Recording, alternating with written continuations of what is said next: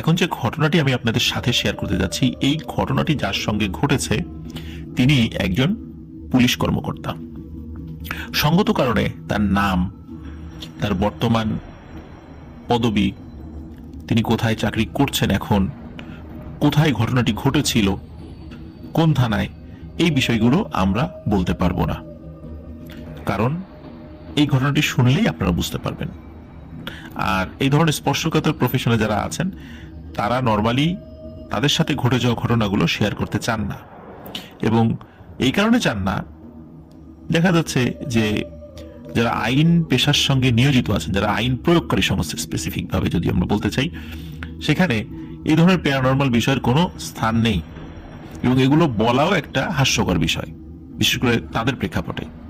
এই কারণে এই বিষয়গুলো তারা আমাদেরকে শেয়ার করতে চান না।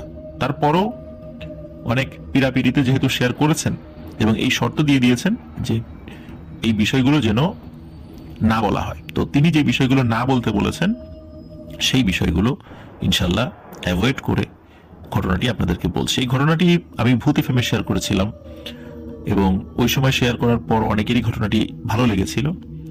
যেহেতু আমরা রিমেম্বারিং স্টোরিতে আমার বলা পুরাতন ঘটনাগুলো আপলোড করে থাকি, তারই স্রোতধারায় আমরা কাজ করে যাচ্ছি শনিবারের ঘটনাগুলোতে। তো এখন চলে যাচ্ছি মূল ঘটনায়। যেই ভাইয়ের কথা বলছি উনি খুবই একজন ভালো মানুষ, একজন মেধাবী স্টুডেন্ট এবং একজন প্র্যাকটিসিং মুসলিম। অত্যন্ত বিনয়ী ভদ্র মানুষ হিসেবে ছোটবেলা থেকেই মানুষের কাছে তিনি পরিচিত।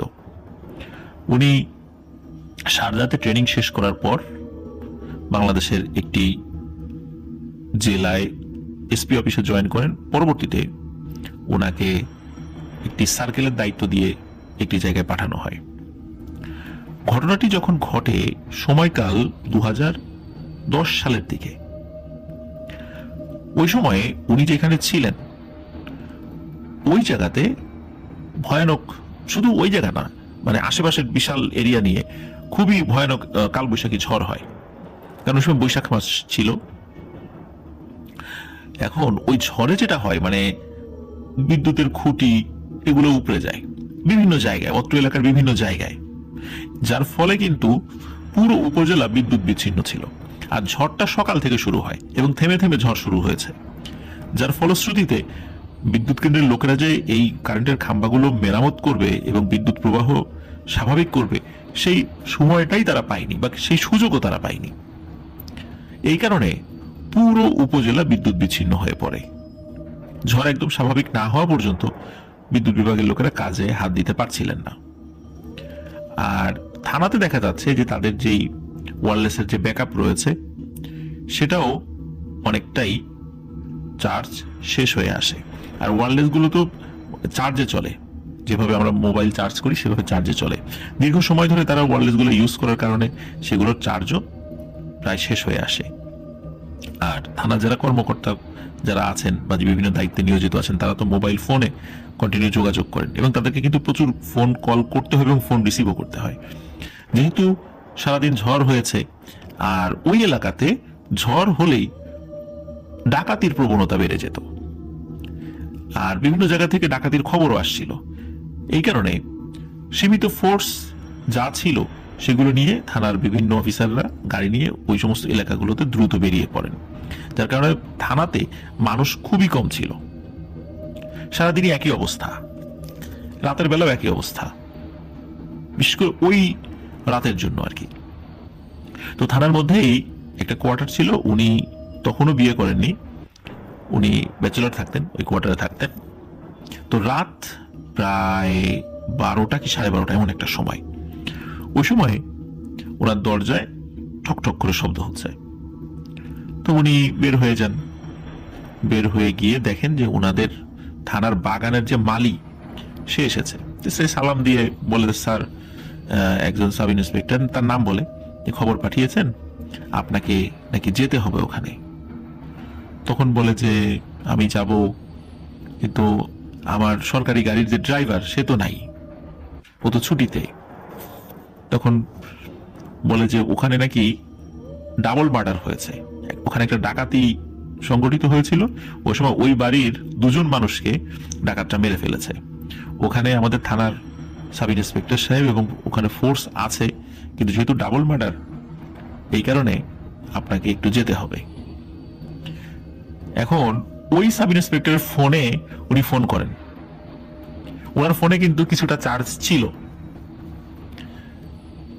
ওনার কয়েকটা ফোন ছিল, তার ভিতরে যেটা চার্জ ছিল সেটা দিয়ে তাকে ফোন করে। এখন ফোন করে ওই সাব ইন্সপেক্টরের ফোন বন্ধ পান। তার যে কয়টা নাম্বার ছিল সেই কয়টা নাম্বারে ফোন করে বন্ধ পান। এখন বন্ধ যেহেতু পেয়েছেন, তখন উনি বলে যে তার ফোনেও তো পাচ্ছি না, নিশ্চয়ই তার ফোন চার্জ শেষ হয়ে বন্ধ হয়ে গেছে, যেহেতু সারাদিন ইলেকট্রিসিটি নাই। তখন ওই মালি বলে যে হ্যাঁ, তার ফোন বন্ধ, এই জন্যই লোক মারফত দ্রুত আমার কাছে খবর পাঠিয়েছে যেন আমি আপনাকে জানাই এবং আপনি দ্রুত সেখানে যান। ওনার যেহেতু ড্রাইভিং জানা ছিল, এই কারণে উনি ওনার যে এই গাড়িটা সরকার থেকে দেয়া হয়েছিল সেটা নিয়েই উনি বেরিয়ে পড়েন। তবে বেরিয়ে পড়ার আগে ওনার যে সিকিউরিটির জন্য যেই যে জিনিসগুলো নেওয়া দরকার, ওনার সরকারি আর্মস সহ যে জিনিসগুলো নেওয়া প্রয়োজন, সেগুলো উনি নেন। এখন উনি ওই মালিকে বলেন তাহলে তুমি আমার সাথে চলো। তখন ওই মালি বলে স্যার আমি যেতে পারবো না। প্রথম কথা হলো, যে গ্রামে এই ঘটনা ঘটছে এই গ্রাম আমি চিনি না, আমাকে নিয়ে আপনার লাভ হবে না। আর দ্বিতীয় বিষয় হলো, আমার বাচ্চা খুবই অসুস্থ, এমনি ঝড় বাদল হয়েছে, তো আমি এখন কোনোভাবেই যেতে পারবো না। তো একজন সিনিয়র পার্সন তাকে কয়েকবার রিকোয়েস্ট করার পরও সে যেহেতু মুখের উপর না করে দেয়, তো বিষয়টা ওনার কাছে খুব একটা বেশি ভালো লাগে না। এই জন্য উনি আর তাকে রিকোয়েস্ট করেনও না যে তোমাকে যেতেই হবে। আর উনি চিন্তা করেন যে উনি তো এই জায়গা চেনেনও না, মানে যে গ্রামের কথা বলেছে এই গ্রাম উনি চেনেনও না, তাহলে উনি কিভাবে এখন যাবেন? তো ওই মালিকে বলেন তুমি না যাও, অ্যাটলিস্ট লোকেশনটা বলো আমি কিভাবে গাড়িটা নিয়ে যাব। তখন ওই মালি একটা লোকেশন বলে দেয় যে মেইন রাস্তা থেকে এইভাবে গেলেই যে কোনো মানুষকে আপনি যদি বলেন দেখিয়ে দেবে। এখন এত রাত্রে, তারপর ঝড় হয়েছে, মানুষ পাবো কই? এটাও কিন্তু একটা সমস্যা। এদিকে থানায় ডিউটি করার মতো হাতে গোনা 1-2 জন মানুষ ছিল, মানে তাদেরকে নিয়ে আর বাহিরে যাওয়া যায় না, তাহলে থানা একদম ফাঁকা হয়ে যাবে, কারণ থানাতে তো অনেক গুরুত্বপূর্ণ জিনিস থাকে। এখন এই কারণে উনিও যেতে পারছিলেন না। তো থানায় যারা দায়িত্ব ছিল তাদেরকে বলে দেন যে এরকম একটা খবর এসেছে, অমুক সাব ইন্সপেক্টর আমাকে খবর পাঠিয়েছে, আমি ওখানে যাই। তো থানার থেকে তারা বলে যে ঠিক আছে স্যার, সাবধানে যাবেন। তো উনি গাড়ি নিয়ে বেরিয়ে পড়ে। উনি গাড়ি নিয়ে বের হয়ে প্রায় আধা কিলোমিটার মতো এগিয়েছেন, মানে ওই মালির দেখানো ওই পথে। তো আগানোর পরে একজন বৃদ্ধ মানুষকে দেখতে পান, 60-65 বছর বয়স হবে এরকম একটা মানুষ। তো তাকে দেখতে পান, দেখার পর গাড়ির কাছ নামিয়ে জিজ্ঞেস করেন যে মুরব্বী আপনি কি ওই গ্রামটা চেনেন? বলে হ্যাঁ আমি চিনি। তখন সে বলে যে আমার সাথে যেতে পারবেন?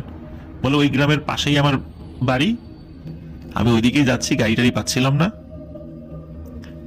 বলে তাহলে উঠে পড়েন। তো উনি যেহেতু মানে নিজেই ড্রাইভিং করছিল ওই ভাই পুলিশ অফিসার, তো তার পাশের সিটে, যাতে করে উনি দেখিয়ে নিয়ে যেতে পারে, জন্য তার পাশের সিটে বসান, মানে ড্রাইভিং যিনি করেন তার পাশে যে সিট রয়েছে সেখানে।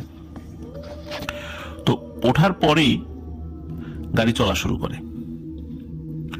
এখন চলা শুরু করার পর ওই যে মালি যেই পথ বলেছে ওই পথে, কারণ যেহেতু উনি ওইখানে জয়েন করেছে, কিছু কিছু পথ ঘাট তো উনি চিনেছিলেন, তো উনি ওই পথে গাড়ি নামিয়ে দিয়েছে। এখন গাড়ি নামানোর পর ওই মুরব্বী হঠাৎ করে বলে ওঠে, আমি যেদিকে আপনাকে গাড়ি নিয়ে যেতে বলবো এবং যেভাবে যেভাবে চালাতে বলবো আপনি সেভাবেই চালাবেন। এই কথা শোনার পরে উনি মানে বেশ বিরক্ত হন।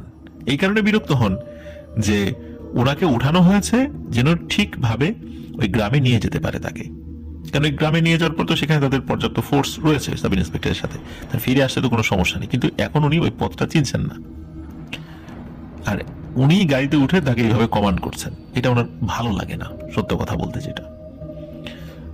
তো উনি আসলে তার উত্তরও দেন না। এখন রাতের বেলা যেতে হবে, এই লোকের সাথে যদি তর্কাতর্কি করি, লোক যদি রাগ করে নেমে যায় গাড়ি থেকে, তখন তো উনি ওই তার গন্তব্যে পৌঁছাতে দেরি হয়ে যাবে, যেহেতু তার জন্য অপেক্ষা করছে সেখানে তার ফোর্স। এখন উনি কিছু বলেন না, উনি চুপ থাকেন, গাড়ি চালিয়ে নিয়ে যান। বেশ খানিকটা পথ যাওয়ার পর ওই পথটা আবার কিন্তু এতটা ভালো রাস্তা ছিল না, তারপর ঝড় বৃষ্টি হয়েছে এবং এতটা ভাঙাচোরা ছিল, কিছু কিছু জায়গায় মানে ইট সুরকির কোনো চিহ্নই নেই, সেখানে মাটির রাস্তা হয়ে গেছে আর কি, খুবই বাজে অবস্থা। উনি এমন একটা জায়গায় এসে পৌঁছান যেখানে গাড়িটা কোন দিকে যাবে বুঝতে পারছে না, ডানে একটা রাস্তা আছে, বাঁয়ে একটা রাস্তা আছে। এখন ওই মুরব্বি তাকে বলছে যে আপনি ডান দিকে চালান গাড়ি।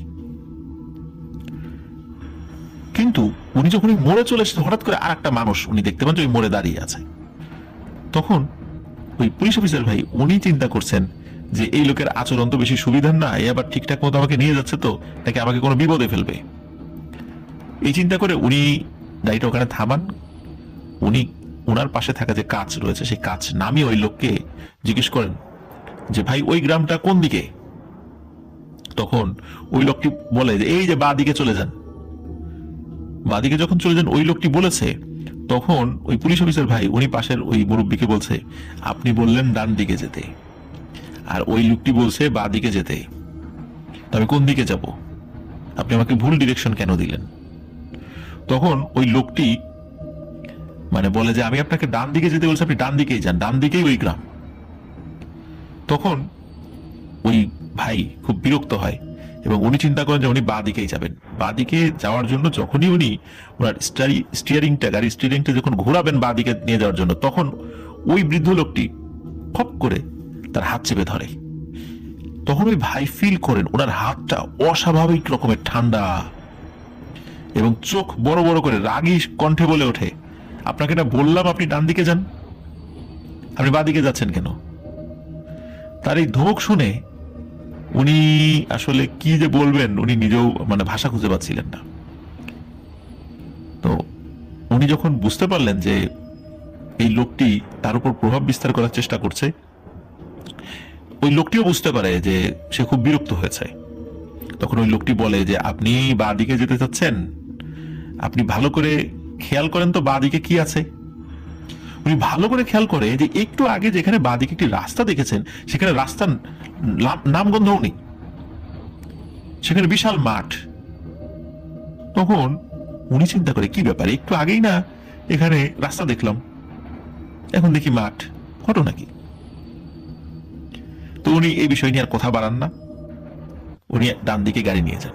ডান দিকে যখন গাড়ি চলা শুরু হয়েছে তখন ওই বৃদ্ধ লোকটি বলছে যে আমি আবারও বলছি, আমি যেভাবে যেভাবে গাড়ি চালাতে বলবো সেভাবে গাড়ি চালাবেন। যদি কোনো মানুষের উপর দিয়ে গাড়ির উপর দিয়ে গাড়ি উঠায় নিয়ে যেতে হয়, আমি যদি সেটা বলি সেটাই করবেন, গাড়ি আর ব্রেক করবেন না কোনোভাবেই, এবং রাস্তার কোনো মানুষের সাথেও আর কখনোই কোনো কথা বলবেন না। তখন ওনার এই কথা শুনে ওই পুলিশ অফিসার ভাই বেশ মানে শিহরিত হন। একটু আগে যেহেতু অদ্ভুত একটি ঘটনা ঘটেছে, তাই ওনার কথা শোনেন, চুপ থাকেন, তবে একটি কথা বলেন যে আপনি আমাকে কোনো মানুষের গায়ের উপর দিয়ে গাড়ি উঠিয়ে নিয়ে যেতে বলবেন আর আমি সেটা উঠাবো, এটা কি কোনো শোভনীয় কাজ? না, এটা আইনসঙ্গত কাজ। আমরা আইনের লোক হয়ে কি এটা করতে পারি? আইনের লোক কেন, কোনো স্বাভাবিক মানুষ তো এটা করতে পারে না। তখন ওই বৃদ্ধ লোকটি বলে আমি যেভাবে করতে বলবো আপনি সেভাবেই করবেন, এর যদি ব্যতিক্রম করেন তাহলে আমার কিছু হবে না, কিন্তু আপনার অনেক ক্ষতি হবে। এখন কি ক্ষতি হবে সেটা উনি জিজ্ঞেস করেন না, উনি মনে মনে রাগে গজগজ করতে থাকেন। ওনার শুধু যাওয়ার দরকার ওই প্লেস পর্যন্ত, এই জন্য অনেক কিছুই উনি মানে হজম করে নিচ্ছেন। তো উনি কিছুটা পথ আগানোর পরে হঠাৎ করে দেখে একটা বৃদ্ধ মহিলা রাস্তা পার হচ্ছে, সাদা শাড়ি পরা, হাতে একটি লাঠি রয়েছে, লাঠির উপর ভর করে করে উনি রাস্তা পার হচ্ছেন। তখন যেহেতু মানে রাস্তা পার হচ্ছে, ওই কারণে ওই পুলিশ অফিসার ভাই গাড়িটা স্লো করে দেয় এবং এতটা স্লো করে দেয় গাড়িতে থামিয়ে দিতে হয়, তা না হলে ওই বৃদ্ধ মহিলার গায়ের উপর দিয়ে গাড়ি চলে যাবে। আর উনি খুবই আস্তে রাস্তা পার হচ্ছিলেন। তখন গাড়ির মধ্যে থাকা যে মুরব্বী ছিলেন উনি বলছেন যে এই মহিলার গায়ের উপর দিয়ে গাড়ি উঠাই দেন। তখন ওই পুলিশ অফিসার ভাই তাকে ধমক দেন যে আপনি যা বলবেন তাই শুনতে হবে, আমি এই মহিলার মানে গায়ের উপর দিয়ে গাড়ি উঠাই দিই আর মহিলা মারা যাক। তখন এই কথা যখন ওই যে ঘাড় ঘুরিয়ে তার সাথে কথা বলছিল, তখন উনি বলছে ওই মুরব্বী ওই পুলিশ অফিসার ভাইকে যে আপনি যে মহিলার কথা বলছেন দেখেন তো মহিলা এখানে আছে কিনা, মহিলা কোথায়? তখন পুলিশ অফিসার ভাই তাকিয়ে দেখেন, তাই তো, মহিলা কোথায় গেল? তখন ওই লোকটি দেখিয়ে দেয় যে ওই যে দেখেন মহিলা। তখন ওই ভাই তাকিয়ে দেখে ওই রাস্তা ক্রস করে ওই মহিলা মাঠের দিকে চলে যাচ্ছে, এবং এমন দ্রুত গতিতে যাচ্ছে মনে হচ্ছে সে মানে দৌড়িয়ে যাচ্ছে না, সে উড়ে উড়ে যাচ্ছে। এবং সে যেদিকে যাচ্ছে সেদিকে কোনো ঘর বাড়ি নেই, শুধু মাঠ আর মাঠ, ফসলি জমি। চাঁদের আলোতে উনি স্পষ্ট ভাবে সেটা দেখতে পান, যদিও ওই সময় ঝড় থেমে গেছে, মাঝে মাঝে মেঘের আড়ালে চাঁদ উকি দিচ্ছিল, ওই সময় চাঁদের আলোতে উনি এটা দেখতে পান। তো দেখার পর উনি তখন বোঝেন যে এই মহিলা কি স্বাভাবিক কোনো মানুষ? তা না হলে এত মানে জোরে কিভাবে সে দৌড়াচ্ছে ওই মাঠের মধ্যে দিয়ে? মাঠের মধ্যে তো আইলের উপর দিয়ে ভালো করে হাঁটাই যায় না, উনি দৌড়াচ্ছে কিভাবে? তখন উনি চিন্তা করেন যে এই মহিলা কি স্বাভাবিক কোনো মানুষ না অন্য কিছু। যাই হোক, এই কথা ভাবছেন, উনি আবার গাড়ি চালানো শুরু করে দেন। উনি আগাচ্ছিলেন, আগাতে হঠাৎ করে একটি ভয়ানক কুকুর দেখতে পান, এবং কুকুরটা এত বড়, মানে মহিষের আকৃতির একটা কুকুর। সে রাস্তার উপরে শুয়ে আছে এবং ঘাটটা উঁচু করে ওই গাড়ির দিকে তাকিয়ে আছে,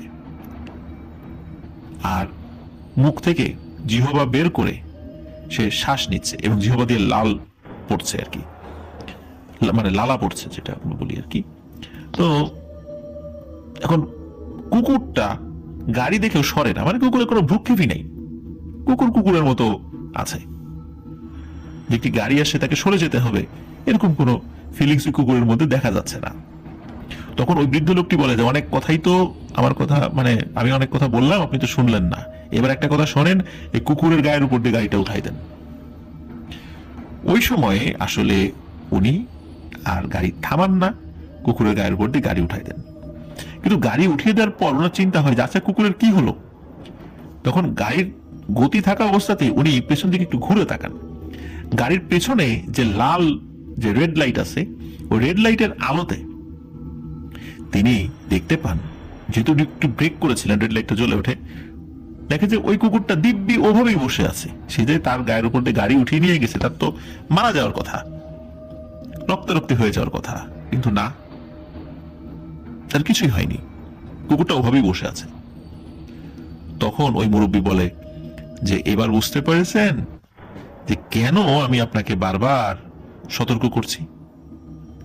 তখন ওই পুলিশ অফিসার ভাই বলে যে হ্যাঁ ঠিক আছে, আপনার কথা বুঝতে পেরেছি, এখন কোন দিকে যেতে হবে, চলেন, ওই গ্রামটা আর কত দূর? বলে যে ওই গ্রামের খুব কাছেই চলে এসেছি, আপনার আর কোনো সমস্যা নেই, সামনে রাস্তা যেদিকে যাচ্ছে আপনি ওইদিকে যান। তো উনি মাত্র কয়েক মিনিট গাড়ি চালানোর পরেই উনি পাকা রাস্তায় উঠে পড়েন, পিচ ঢালা রাস্তা। তখন ওই পুলিশ অফিসার ভাই বলে যে কি হলো, ওই গ্রাম কোন দিকে? আমরা তো মেইন রাস্তায় চলে আসছি। তখন বলে যে চলেন, এদিকেই গ্রাম। তখন ওই মুরব্বী তার হাতের ডান দিকে গাড়ি ঘুরিয়ে নিয়ে যেতে বলেন। তখন উনি হাতের ডান দিকে গাড়ি ঘুরিয়ে নিয়ে যান। কিছু সময় ড্রাইভ করার পর হঠাৎ করে উনি নিজেকে আবিষ্কার করেন ঠিক থানার সামনে, গাড়ি নিয়ে থানার সামনে চলে আসছে। উনি তো অবাক যে কই সেই গ্রাম কই, আমি তো আবার সেই থানার সামনে চলে আসলাম, কিন্তু গোলক ধাঁধার মতো অবস্থা। তো যখনই ওই মুরব্বীকে কিছু বিষয় জিজ্ঞেস করতে যাবেন, তখনই দেখেন গাড়ির মধ্যে মুরব্বী নাই। উনি তো এবার মারাত্মক রকমের একটা হাই ভোল্টেজ শক খান আর কি, যে গাড়ির মধ্যে থেকে এই মুরব্বী কোথায় গেল, আমি তো তাকে নামালামও না, এই মুরব্বী কোথায় চলে গেল। তো যাই হোক, উনি চিন্তা করেন হয়তো বা নেমে গেছে কোনোভাবে, কিন্তু চিন্তা করলো যে মুরব্বী নামার আগে একবারের জন্য আমাকে বলেও গেল না, এটা কেমন ভদ্রতা, এই চিন্তা করেছে আর কি। তো যাই হোক, থানায় উনি গাড়ি ঢুকিয়ে দেন। তখন আর গাড়ি নিয়ে রাস্তায় আর বের হন না, কারণ রাস্তায় এতগুলো ঘটনা ঘটেছে, উনি আর সাহস করেন নাই। উনি চিন্তা করেন যা হয়ে হবে, সকালবেলা আমি যাব অন্য লোক সাথে নিয়ে। তো উনি ওনার কোয়ার্টারে গিয়ে ঘুমিয়ে পড়েন। যদিও ওনার ঘুম আসছিল না, কারণ উনি বিভিন্ন প্রশ্নের উত্তর খুঁজে পাচ্ছিলেন না। যে বের হলাম, এক মুরব্বী দেখা পেলাম, আবার ওই মোড়ে একজন লোক পেলাম, সে বাম দিকে যেতে বললো, পরে বাম দিকে রাস্তা দেখা গেল না, তারপরে একজন বৃদ্ধা মহিলার দেখা পেলাম, তারপর একটা কুকুর দেখতে পেলাম, আবার ঘুরে আবার থানার সামনে চলে আসলাম, আসলে হলোটা কি, সারা রাত আমি কি করলাম? ওনার ঘুম আসেও না, কিন্তু এভাবে চিন্তা করতে করতে একটা সময় ঘুমিয়ে পড়েন। সকালবেলা উনি দেখতে পান সেই মালি বাগানে পানি দিচ্ছে, আর ঝড়ে কিছু গাছ নুয়ে গিয়েছিল, ফুল গাছ, সেগুলো ঠিক করছে। তখন ওই মালিক উনি ডাক দেন এবং বলেন যে, কি ব্যাপার, তুমি কি ডিরেকশন দিলা, ওই গ্রামে যাওয়ার কথা বললা, আমি তো ওই গ্রাম আর খুঁজে পেলাম না। মালি তো আকাশ থেকে পড়ে, স্যার কি বলেন, আমি আপনাকে কখন যেতে বললাম? বলে, এই তুমি না রাত 12টার পরে আসলাম আমার বাসায়, এসে বললা যে অমুক গ্রামে যেতে হবে। বলে, কি বলেন স্যার, আমার তো বাচ্চা অসুস্থ, আমি তো কালকে বেরই হই নাই বাসা থেকে। কালকে থানা থেকে আমার ডিউটি শেষ করে যখন আমি চলে যাই, এরপর থেকে আমি বাসা থেকে বেরই হই নাই, তারপর ঝড় বদল হয়েছে, আমি তো আসি নাই। উনি তখন মানে ওই পুলিশ অফিসার বড় ভাই, উনি হলো যখন ওনার অফিস রুমে যাচ্ছিলেন তার আগেই ওই মালির সাথে উনি মানে দেখা হয়, এই কারণে তাকে এই বিষয়টি জিজ্ঞেস করেন। এরপরে উনি অফিস রুমে যান এবং ওই সাব ইন্সপেক্টরকে ডেকে পাঠান। তো সাব ইন্সপেক্টর আসে, বলে, কি ব্যাপার, কালকে আপনি আমাকে খবর পাঠিয়েছিলেন, তো আমি তো বিভিন্ন সমস্যা পড়ে গিয়েছিলাম আর ওই গ্রামে পৌঁছাতে পারিনি, তো চলেন এখন চলেন, বা এখন কি অবস্থা সেটা। ওই সাব ইন্সপেক্টর তো আকাশ থেকে পড়ে যে, স্যার কি বলেন আপনি, আমি আপনাকে কখন কাকে দিয়ে ডেকে পাঠাইলাম? তখন উনি বলতেছে যে ওই গ্রামের নাম বলে, ওখানে ডাবল মার্ডার হয়নি, ডাকাতটা ডাবল মার্ডার করেনি একই পরিবারের 2জন সদস্যকে? বলে, না তো, এরকম কোনো তথ্য আমি জানি না। হ্যাঁ, ডাকাতি হয়েছে অন্য গ্রামে, সেই খবর পেয়ে আমরা সেখানে গেছিলাম, কিন্তু মার্ডার হয় নাই তো গতকাল কোথাও। সে তো আকাশ থেকে পড়ে। মালি বলে যে সে আসে নাই, সাব ইন্সপেক্টর বলে যে সে খবর পাঠায় নাই, তাহলে হলোটা কি? তখন ওই মালিক আবার ডাকা হয়, মালি আসে। তখন মালি তাকে বলে যে, স্যার আপনি কোন গ্রামের নাম বললেন আবার বলেন তো। তখন ওই ভাই ওই গ্রামের নামটা আবার বলে, বলার পরে বলে যে, স্যার আপনি তো মনে হয় বিশাল একটা বিপদের হাত থেকে আল্লাহ রক্ষা করেছে আপনাকে। কেন? আপনি যে গ্রামের নাম বলেছেন সেখানে তো কোনো ঘর বাড়িই নেই, ওটা একটা বিশাল ফসলের মাঠ, ওখানে বট গাছ আছে, অনেক আগে শ্মশান ছিল, এখনো মাঝে মাঝে কিছু মানুষ ওখানে দাহ করা হয়, ওখানে তো অনেক মানুষ ভয় পায়, যায় না ওখানে, তো ওখানে মানুষই যায় না, ওখানে কোনো বাড়িতে 2জন মার্ডার হবে, এটা তো হতেই পারে না। তখন অন্য পুলিশ যারা ছিল, যারা অনেক পুরাতন ওই থানায় ছিল, যারা ওই আশেপাশে জায়গা ছিল, তারাও তো একই কথা বলে যে হ্যাঁ, ওখানে তো আসলে কোনো ঘর বাড়ি নেই। তো উনি এই বিষয়টা নিয়ে আর কথা আগান না। উনি বুঝতে পারেন বড় ধরনের একটা বিপদ থেকে আল্লাহ ওনাকে হেফাজত করেছেন, কিন্তু ওনার সাথে কি ঘটলো এই বিষয়টার সমাধান উনি পাচ্ছিলেন না কোনোভাবেই। পরবর্তীতে উনি যখন ঢাকায় আসেন, ঢাকায় আসার পর মানে যখন ছুটিতে এসেছেন আর কি, তখন একজন খুব ভালো মানের আলেমের কাছে এই বিষয়টা সবিস্তরে খুলে বলেন। তো আলেম ওই বিষয়টি শোনার পর, উনি ওই আলেম আবার খুব খুব বড় মাপের একজন বুজুর্গ মানুষ ছিলেন, তার কাছে আবার বেশ কিছু বুজুর্গ জিন মানে ওই আল্লাহওয়ালা জিন তার কাছে আসতো। তখন জিনদেরকে তিনি ডাকেন এবং বলেন যে এই যে ঘটনাটি ঘটেছে এটা আসলে কি কারণে ঘটেছে, এই বিষয়টির বিস্তারিত খোঁজ খবর নিয়ে আমাকে জানাও। মোটামুটি আধা ঘন্টা সময় পর ওই হুজুর ওই পুলিশ অফিসার ভাইকে কিছু বিষয় খুলে বলেন যে আপনি যখন চাকরিতে নতুন জয়েন করেছেন তখন এক মানুষের সাথে আপনি খারাপ ব্যবহার করেছিলেন, যদিও খারাপ ব্যবহারটা তার প্রাপ্য ছিল, কিন্তু ওই লোকটি ছিল একজন ব্ল্যাক ম্যাজিশিয়ান। সে ক্ষিপ্ত হয়ে তার অনুগত কিছু দুষ্টু জিনকে আপনার পিছনে লেলিয়ে দেয়, কিন্তু আপনি রেগুলার সালাত আদায় করেন, জিকির আজগার করেন, যার কারণে ওই দুষ্টু জিনগুলো আপনার ক্ষতি করার সুযোগ পাচ্ছিল না। আর যেহেতু তারা এই সুযোগটা কাজে লাগানোর চেষ্টা করছিল এবং আপনার পিছনে লেগেই ছিল, এমন একটি সুযোগ পেয়ে গিয়েছিল ওই রাতে তারা ওই মালির সুরত ধরে আপনাকে বাড়ি থেকে বের করে আনে এবং আপনাকে রাস্তায় নিয়ে যায়। আপনি যখন রাস্তায় গিয়েছিলেন তখন ওখানে যে বৃদ্ধ মানুষটির সাক্ষাৎ আপনি পেয়েছিলেন সে একটি ভালো জিন ছিল, সে আপনাকে চিনত। আপনি যখন মসজিদে নামাজ পড়তে গিয়েছিলেন ওই জিনটি ওই মসজিদে নামাজ পড়েছিল মানুষের বেশে, আপনাকে সে দেখেছিল। আপনি যখন বিপদে পড়তে যাচ্ছিলেন ওই জিনটি দূর থেকে বুঝেছিল যে একটি পিশাচ জিন আপনার থানার মালির সুরত ধরে আপনাকে বাড়ি থেকে বের করে নিয়ে আসে। তখনই সে বুঝতে পারে যে আপনাকে ওরা একটা বড় ধরনের বিপদে ফেলবে। কিন্তু ওই দুষ্টু জিনটি আমার উপস্থিতি টের পেয়ে যায়। মানে আমার উপস্থিতি বলতে ওখানে একটা ভালো জিন উপস্থিত ছিল, সে সেটা টের পেয়ে যায় এবং সে আর সাহস করে না বের হওয়ার, এবং সে বিভিন্ন উল্টাপাল্টা কথা বলে সে আর ওই পুলিশ অফিসারের সাথে বের হয় না। যদি বের হতো তাহলে সত্যিই তাকে বড় ধরনের একটা বিপদে পড়তে হতো। সে যখন গাড়ি নিয়ে বের হয় তখন ওই পিশাচ জিনেরা বিভিন্ন মায়া জালে তাকে ফেলার চেষ্টা করে। আর ওই যে ভালো জিনটি সে মানুষের বেশে রাস্তায় দাঁড়িয়ে থাকে এবং তাকেই উনি ওই গাড়িতে তুলে নেন। এবং তুলে নেওয়ার পর বিভিন্ন বিষয়গুলো যখন সামনে চলে আসে, যে প্রথমে একটা মানুষ হাতের বাম দিকে দেখিয়ে দিল, এটি মূলত ওই পিশাচ জিনদেরই একজন ছিল যে তাকে বিপদে ফেলার চেষ্টা করেছিল, কিন্তু সে পারেনি। পরবর্তীতে ওই বৃদ্ধ মহিলার সুরতে যে এসেছিল সেও একটি দুষ্ট জিন ছিল। কোনো মতে যদি সে গাড়িটা থামিয়ে নামতো ওই বৃদ্ধ মহিলাকে সাহায্য করার জন্য, তাহলে অবস্থা খারাপ হয়ে যেত। কিন্তু সে গাড়ি থেকে নামেনি, কারণ তাকে নামতে খুব ভালোভাবে বাধা দিয়েছিল ওই তার পাশের সিটে বসে থাকা মুরব্বী সুরতে যে জিনটি। তারপরে ওই কুকুরকে সরানোর জন্য যদি সে গাড়ি থেকে নামতো, ওই কুকুরটি তাকে আক্রমণ করে বসতো। তো যাই হোক, ওইখান দিয়ে ঘুরিয়ে মূল রাস্তায় উঠিয়ে ওই জিনটি তাকে আবার থানার সামনে এসে দিয়ে যায়। তো একটি মানুষের সাথে যখন সে খারাপ ব্যবহার করেছিল, তার অনুগত দুষ্টু পিশাচ জিনদেরকে সে লিলিয়ে দিয়েছিল ব্ল্যাক ম্যাজিকের মাধ্যমে, কিন্তু সে কোনো ক্ষতি করতে পারেনি। তো ওই ভালো জিনটি আল্লাহর রহমতে তাকে সাহায্য করেছিল, যার কারণে ওই রাত্রে সে বিপদে পড়েনি।